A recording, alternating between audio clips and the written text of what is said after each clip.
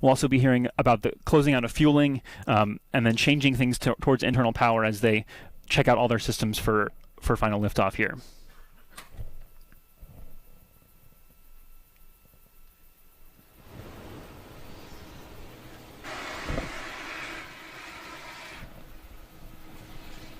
Just to recap a little bit, some highlights we heard during our pre-launch briefing a couple of days ago. There's about 38 investigations that are going to be going up on this mission, 23 new ones and continuing the rest of them. And then they'll actually be returning home about 48 research projects. So it's never just about what's going up, it's also about what's coming down, because that benefit of getting to evaluate things here on the ground after they've been in space is a huge benefit.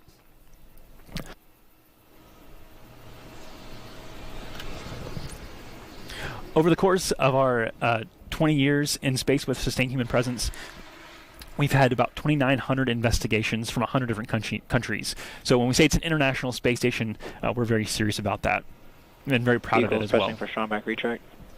So strongback retract. So now we're getting into some really exciting things. Visually, in just a few seconds, you're going to see the clamp just beneath the trunk of the Dragon. The clamp will open, and then the transporter erector, or the strongback, the tower that's next to the Falcon, will actually tilt back. So if you look just beneath where that Dragon logo is, in just a few seconds, you should see that clamp begin to expand, and that tower will tip back slightly, just a few degrees for now, and then it will tip back later at liftoff.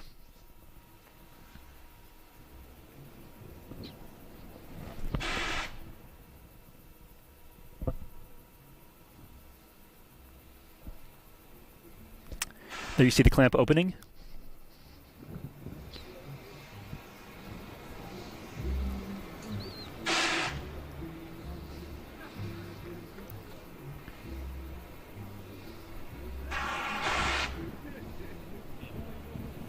And it won't move very far, but you should see that tower next to the rocket tilt back just a few degrees. That tower primarily is responsible for delivering power, telemetry, and fuel to the vehicle during this process. That's a great shot of watching that tower tip back.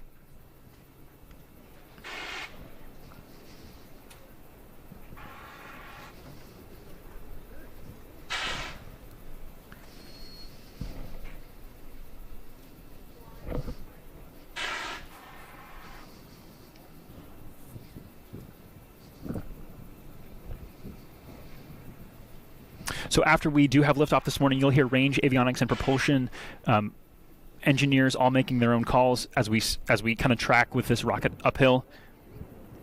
The first stage's job is really to primarily get us out of the atmosphere, and the second stage is to deliver the Dragon to orbit. Stage 1 lock flow closed out. There's a liquid oxygen closeout call.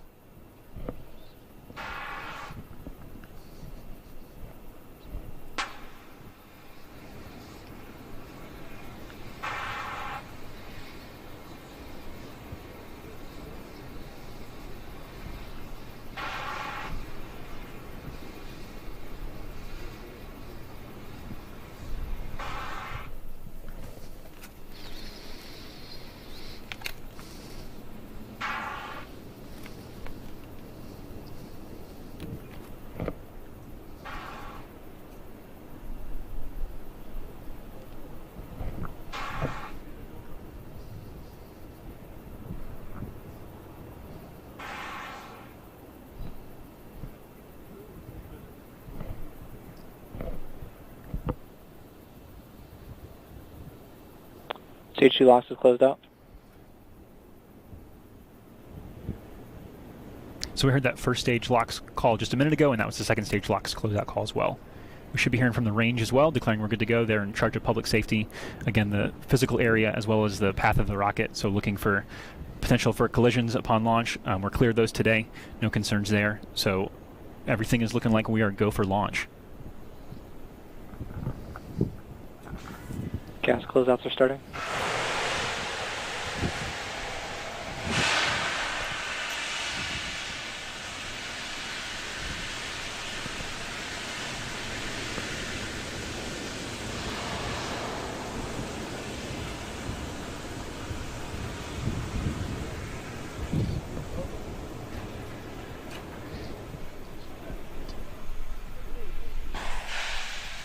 We should get our final go for launch here from the launch director in just a Falcon 9 few in seconds. startup.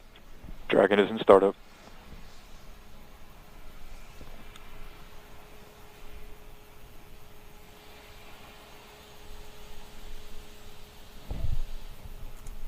Go for launch. There we have the call for go for launch. You also may see water beginning to flood the launch pad at about 18 seconds to go. It's very normal. That's part of the sound suppression system, all part of the engineering of launch.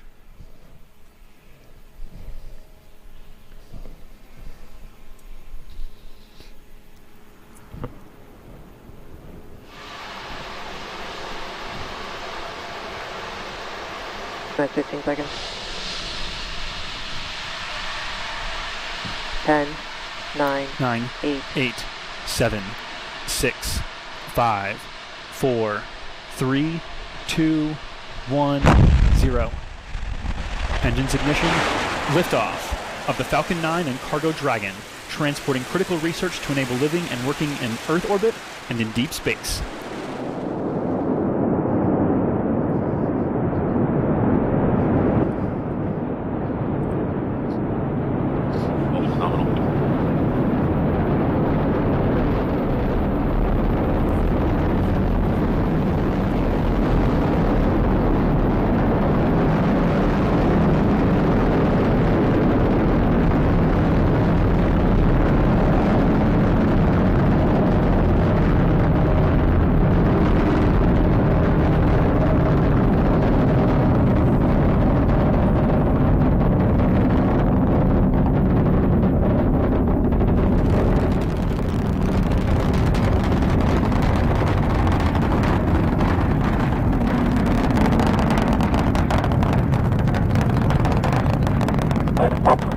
Vehicle supersonic.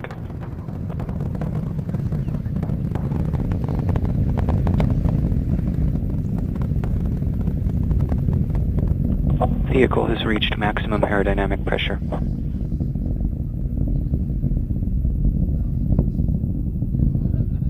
A couple big calls there. Again, all normal, all nominal, and progressing as expected, flying through the densest part of the atmosphere. Recovery AOS.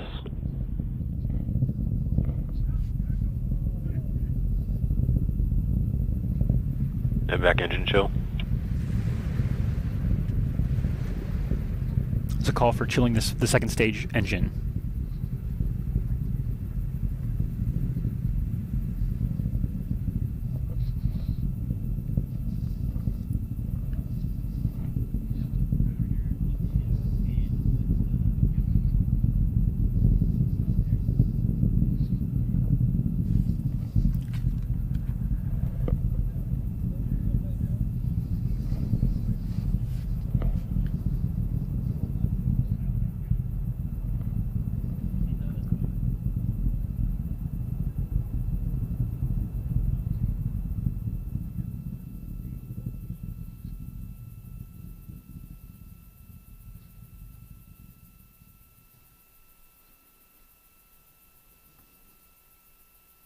Nico.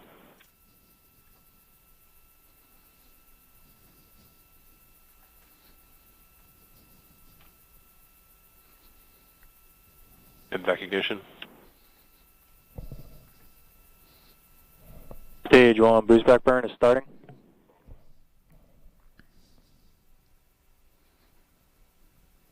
So very significant calls there. Successful separation of the first stage from the second stage.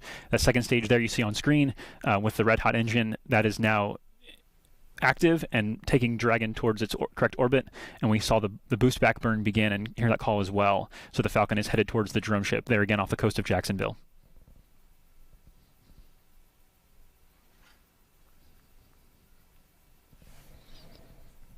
Stage 1, boost back burn is shut down. Right now you're seeing the camera kind of flipping, and essentially you're seeing two camera views, one off. Oh, you actually just see the nose cone flew past there. That's a nominal jettison of the nose cone. There, it's a shot from the first stage. There's the hypersonic grid fins expanding to help control, to help steer, essentially, this rocket towards the drone ship. Trajectory.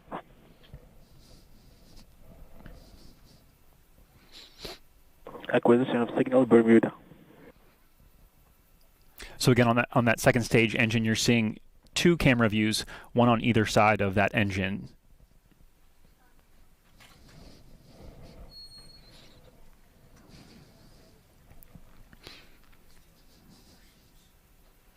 So great, side by side. Again, the primary objective today is to get Cargo Dragon to its correct orbit, and the secondary objective is to recover that Falcon booster landing on, of course, I Still Love You, about 185 nautical miles off the coast of Jacksonville.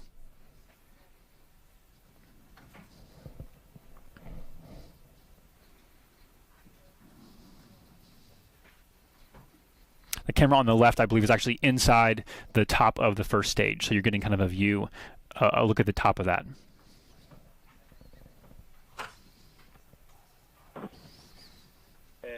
Stage 2 continues on nominal trajectory.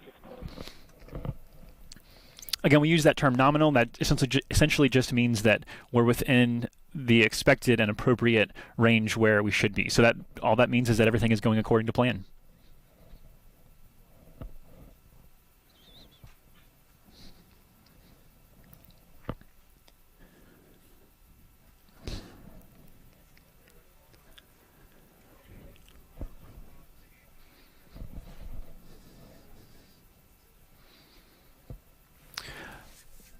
All right, so a lot of work done, a lot more to go. We are still not there yet. We have to kind of progress through the spacecraft deploy, solar array deploy, and check out to make sure everything is in good order. But that is going to do it for us, for myself, from here in Hangar AE at the Cape Canaveral Air Force Station Mission Director Center. So it's been a pleasure being with you today. Thanks so much. And I'm going to send it over to Andy in SpaceX's headquarters in Hawthorne, California. Andy? Thanks, Joshua. In order to land our drone ship in the Atlantic Ocean, the first stage needs to execute a series of 3 burns. The first is a boost back burn, which is meant to slow the rocket down and reorient it for re-entry. That just completed a few seconds ago. Next is the entry burn, where Falcon 9 slows itself down before hitting the dense parts of the atmosphere. Without this second burn, relying solely on the atmosphere to slow down Falcon 9 would put unnecessary strain on the rocket. Hopefully we can see some footage of that coming up shortly. The third and final burn is the landing burn, and there's the shot of the entry burn. The third and final burn is the landing burn, which happens just before touchdown. It provides the booster a soft descent to attempt landing, and this is also when the 4 landing legs were deployed. We're probably about a minute away from beginning that landing burn. Let's keep an eye on screen to see if we can see those engines relight.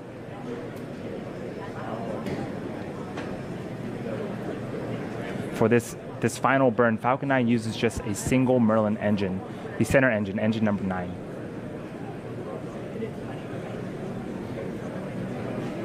On the left-hand screen, you see a shot of the second stage, continuing its journey into orbit. And on the right-hand side, it's a view from the top of the first stage. Those Griffins are helping to guide the first stage back to a targeted landing.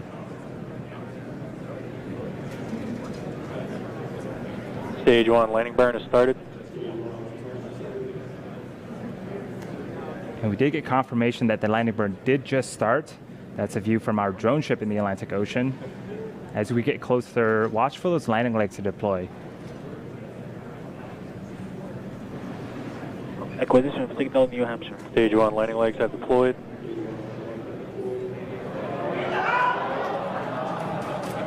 Except we may have lost the link of the footage. We're listening in to see if we can Stage 1 has landed. Recovery operators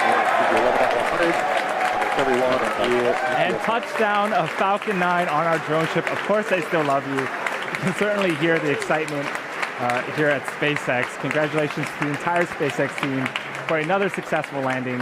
For those keeping track, this is first stage recovery number 46. Back to our primary mission, the second stage is still continuing its journey into its desired orbit. We should be hearing callouts for second engine cutoff very shortly here.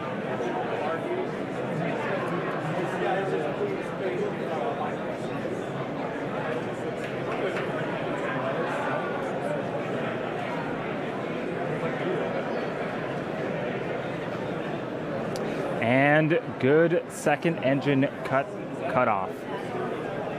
Now we're waiting for callouts of a good orbit.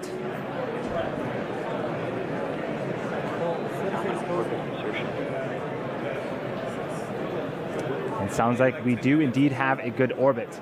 Up next is deployment of Dragon from that second stage. When Dragon separates from the second stage, we're going to get a glimpse inside of Dragon's trunk. Dragon carries two types of cargo: pressurized cargo inside of the capsule and unpressurized cargo in its trunk. On the outside of Dragon's trunk are two protective fairing for Dragon solar arrays. The arrays produce more than 5 kilowatts of power and help recharge Dragon on its mission. At this point, we are about 20 seconds, 10 or 20 seconds away from Dragon separation. So let's listen in for the callouts.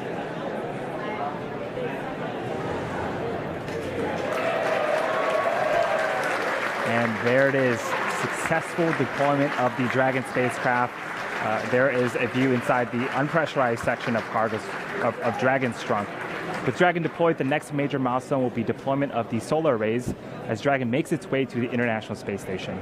Now let's pass it off to Dan for coverage of the solar array deploy. Hey, thank you very much, Andy. Great to see Dragon in orbit. Really cool, as always, to see that first stage touch back down on the drone ship. So as he mentioned, Dragon now flying free. You're actually getting a really cool view inside the trunk of Dragon, where there's two external payloads. These are payloads that are already exposed to the vacuum of space. One of those, the larger one, is that Hi-SUI. That's the hyperspectral imager from the Japanese government that's going to be installed. The other one's actually a spare battery. We've been doing a bunch of battery upgrades on the International Space Station, switching from older nickel hydrogen batteries to new lithium ion ones. And we are going to be standing by for a couple of minutes until we see those solar arrays deploy. You'll see them unfurl from the sides of the Dragon trunk. It'll eventually give Dragon a wingspan of about 50 feet, a little more than that. And this is actually one of the last few times you're going to see these solar array deploys on a Dragon spacecraft. As they are deploying, there are some additional moving parts in them as compared to the new Dragon design and the Crew Dragon, where those solar cells are actually wrapped around the trunk itself.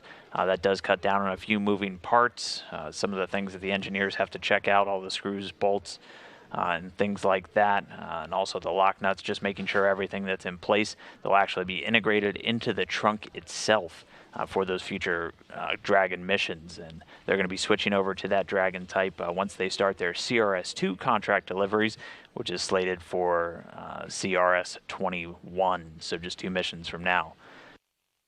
But again, still standing by for solar array deploy. We've been hearing some updates from the visiting vehicle officer here in Mission Control. Everything so far has looked great with this Dragon so far. Everything nominal, as Josh was explaining, just meaning normal, by the book, on plan, with the trajectory and everything so far. This is actually a view of those solar arrays. We'll start to see those unfurl momentarily.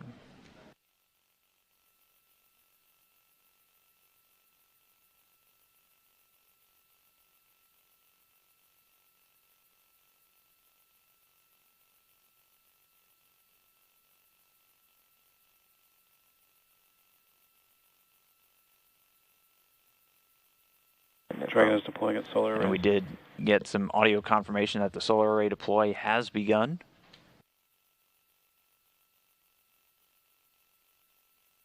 Dragon's propulsion system is successfully primed and all thrusters are ready for firing.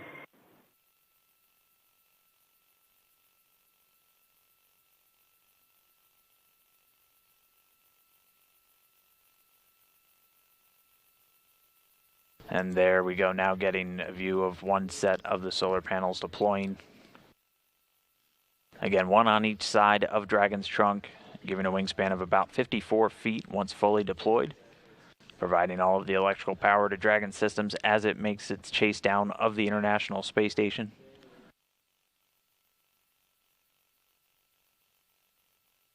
And everything looking smooth. We'll wait for some audio confirmation that the solar arrays have deployed successfully.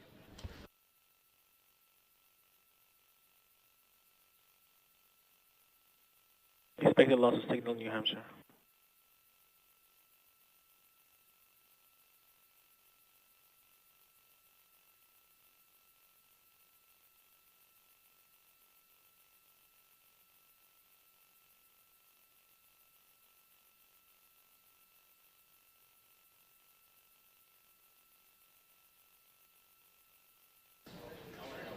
We are seeing on video both sets of solar arrays deployed. We're again just going to stand by for some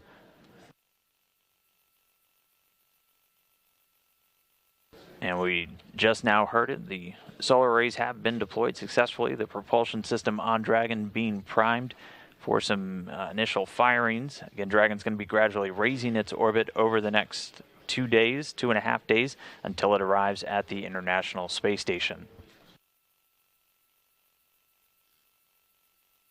Dragon solar arrays have successfully deployed and are ready for activation.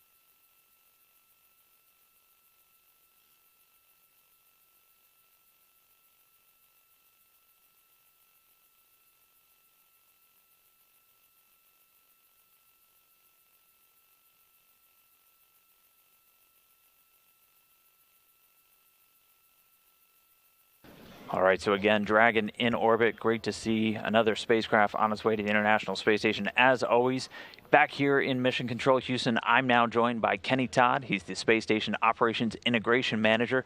Kenny, it was a great launch today. How's the team feeling with what they saw so far?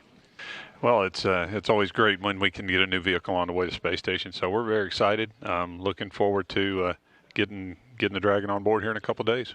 And so what's it going to look like for the crew? Now that Dragon's on its way, what's the schedule kind of looking like for the crew with coming days, coming weeks now for them? Sure. This really does kind of lay our path forward here through the end of December on into the first week of January now. An incredible amount of science coming up on board, over 5,000 pounds of new hardware coming on board. And so the crew over the next couple of days will be getting ready. They'll finish out their training for being able to do the capture and the grapple and getting the Dragon berthed, and then after that we'll be opening the hatch shortly thereafter. We've got some science that we need to get across the hatch and get up and running. So that's going to be the first couple of days here when we get going. And right now it's scheduled to get there on Sunday, correct? Correct. Well, we have a typical time, usually around 5 or so in the morning, about the time we do the capture operation. That's a standard time for a Dragon capture. Usually by mid-morning we'll have it berthed, and depending on how things have gone during the day for the crew, we'll either get the hatch open or we'll wait till the following day and start with a clean, fresh day and get in and get going on the science. All right, thank you, Kenny. Obviously, this team going to be very involved with the SpaceX flight controllers out in Hawthorne over the next couple of days as Dragon makes its way there. And we're going to continue all this live coverage once Dragon does arrive. So be sure to wake up really early on Sunday morning and join us as we get ready to bring one more vehicle to the International Space Station. With that, though, that'll do it for us here from Houston. Send it back down to KSC, maybe get you some more launch replays. Back over to you, Jennifer. Thanks, Dan. Joining us now is SpaceX's Andy Tran. Andy, can you tell us a little bit about how launch went today? Yeah, sure thing. Thanks, Jennifer. We had a beautiful launch off Space Launch Complex 40 today. This was our 20th mission to the space station and our 8th launch with a flight-proven Dragon. I can confirm now that Dragon is in good orbit. The solar arrays have deployed on time, and then the guidance navigation control bay door should be opening later today. Dragon is on its way to the International Space Station and on track for capture on December 8th at approximately 3 a.m. Pacific time or 11 a.m. Coordinated Universal Time. After berthing, the astronauts aboard the International Space Station will unload about 5,700 pounds of crew supplies and payloads. Dragon will then return to Earth after about a month at the orbiting laboratory. All around, it's been a successful mission so far. I want to take this time to thank our friends at NASA, the Air Force, the Federal Aviation Administration, and all of our customers for their support and hard work to ensure today's launch was a success. Back to you, Jennifer. Thanks, Andy. And that's going to wrap up our coverage. For more information, visit nasa.gov/station or nasa.gov/SpaceX. I'm Jennifer Wolfinger, and from everyone here at NASA's Kennedy Space Center, thank you for joining us for the successful launch and landing of SpaceX's Falcon 9 rocket. We leave you now with another look at today's launch. Have a great day, everyone. Second. 10, 9, 8, 7, 6, 5, 4, 3, 2, 1, 0. Engines ignition, liftoff of the Falcon 9 and Cargo Dragon, transporting critical research to enable living and working in Earth orbit and in deep space.